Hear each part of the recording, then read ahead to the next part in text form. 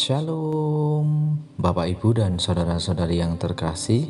Jumpa lagi dalam Sikat Sabda Iman Katolik.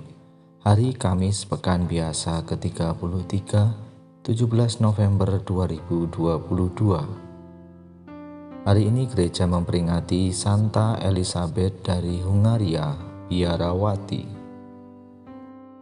Bacaan dari Injil Lukas bab 19 ayat 41 sampai 44. Marilah kita siapkan hati dan pikiran kita untuk mendengarkan sabda Tuhan. Semoga Tuhan beserta kita, sekarang dan selama-lamanya.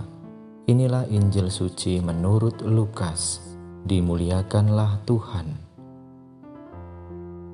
Pada waktu itu ketika Yesus mendekati Yerusalem dan melihat kota itu, ia menangisinya, katanya, "Wahai Yerusalem, alangkah baiknya andaikan pada hari ini juga engkau mengerti apa yang perlu untuk damai sejahteramu.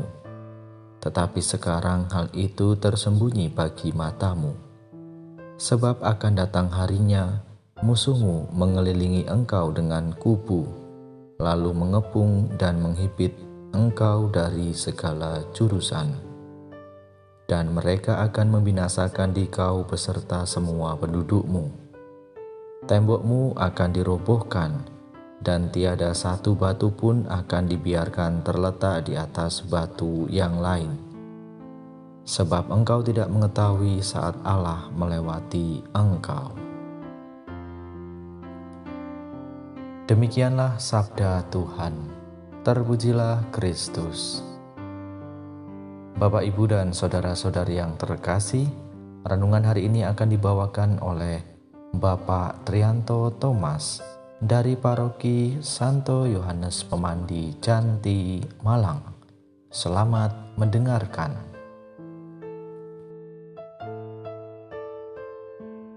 Halo, selamat berjumpa kembali, khususnya para pendengar Sikat Sabda Iman Katolik. Saudara-saudari yang dikasihi dan mengasihi Allah, hari ini Kamis tanggal 17 November tahun 2022, baru saja kita mendengarkan Sabda Injil hari ini. Bapak, Ibu, saudara-saudari terkasih, bacaan tadi saya menekankan pada ungkapan Yesus, yaitu ketika Yesus mendekati Yerusalem dan melihat kota itu, ia menangisinya. Yang menjadi pertanyaan bagi kita adalah, mengapa Yesus menangisinya? Kita tahu bahwa Yerusalem itu adalah kota yang begitu damai, aman, dan merupakan kota yang sangat kondusif saat itu.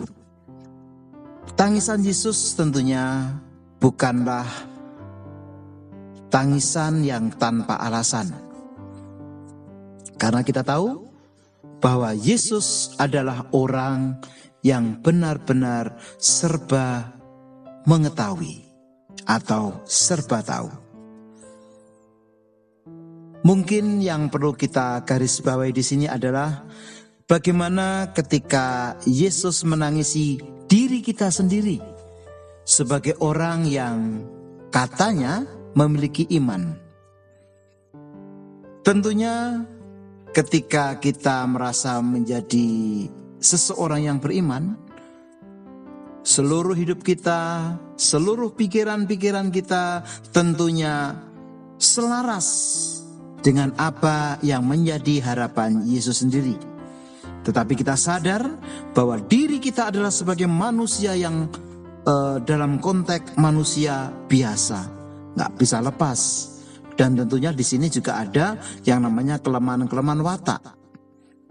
Kita sebagai orang yang beriman seakan-akan ketika kita bisa menuntaskan apa yang menjadi kewajiban orang beriman, misalnya ke gereja, doa lingkungan, atau memberikan kontribusi terhadap apa yang dibutuhkan oleh umat, kita seakan-akan sudah bisa melaksanakan semuanya itu.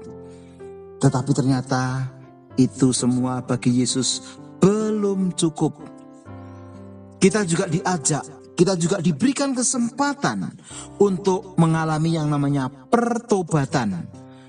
Makanya ketika Yesus menangis, harapannya adalah kita juga semakin menyadari bahwa tangisan Yesus adalah tangisan untuk kita sebagai manusia yang beriman yang ternyata masih belum sesuai dengan harapan Yesus.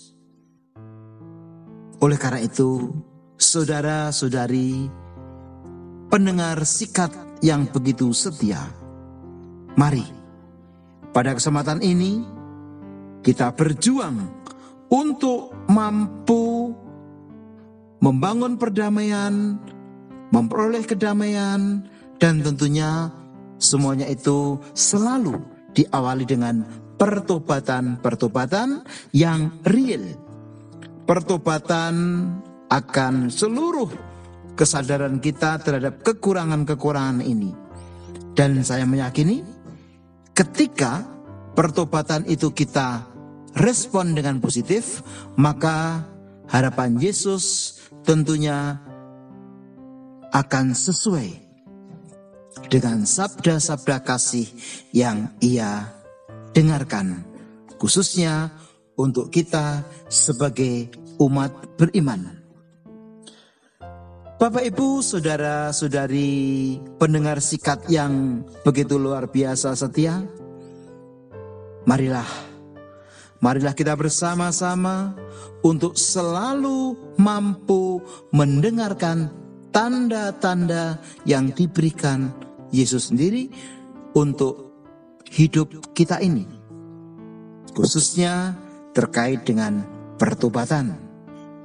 Karena dengan pertobatan, manusia akan selalu semakin mampu berproses untuk membangun dirinya secara konstruktif, dan ini nanti akan berakhir bagi kita. Bagaimana diri kita semakin mampu menjadikan diri sebagai orang-orang yang beriman, tidak sebatas sebagai kewajiban-kewajiban saja. Mari, Bapak, Ibu, saudara-saudari terkasih, kita berjuang. Kita ikuti ajakan Yesus untuk menjalani pertobatan ini.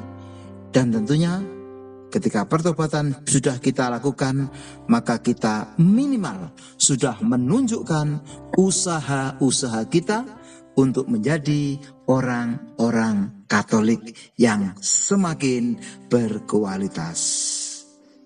Demikian renungan hari ini, berkah dalam.